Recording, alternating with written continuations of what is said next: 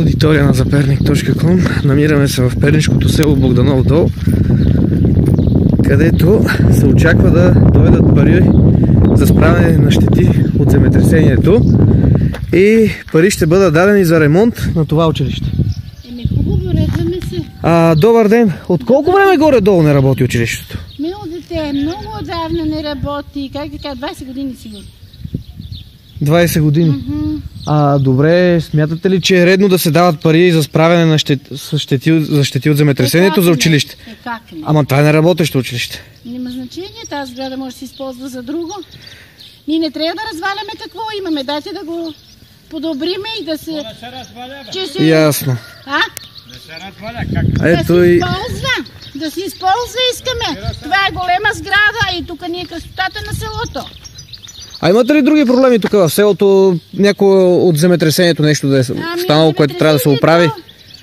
От земетресението доста имаше, къде и аз една съм от засегнати, къде нищо не получих. Нищо не сте? Покривите са ни решета. Подавахте ли молби?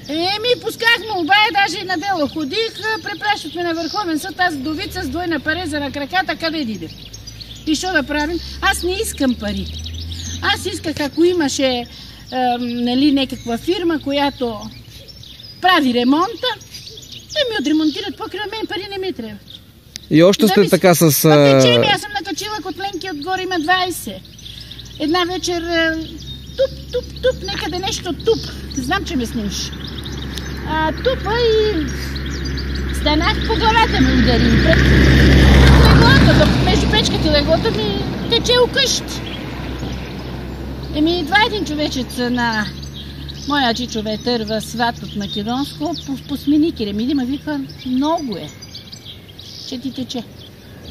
И се нуждае от ремонт. Ама една душа, що да направи? Децата вече и на тех им стана много. И те са засегнати от земетресението, къщата им голема, млади деца от Перник. Доста има за това там работа. Тук какво ще го правим, не знам. Та къщичка си я купих преди 15 години. Много хубав ремонт си направих, много се измъчих. И сега, кога да си поживеем на хубаво, земетресението е раздрънкаче. Ясно. Добре, но все пак парите, които ги предоставя правителството, са за щети, породени от земетресението. Тази сграда не знам дали има план да бъде функционираща някога. Едва ли ще могат тези пари, които ги дават, те ги дават на няколко села за училище. Село Мещица също не работи. Училище и там ще дават пари за справяне с щети от земетресението. Училище, което не работи. Разбирате ли, това е куриоза в случая, че ето вие имате проблем. Аз мислим, че много е нужно тази сграда да се спаси също да не работи.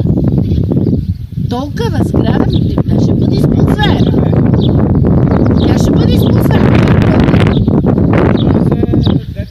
Ето да ви питаме. Добър ден, вие тук в селото ли сте? Местен жител? Аз работя тук. Вие работите тук? В кое? В общината ли? В кметството? Да.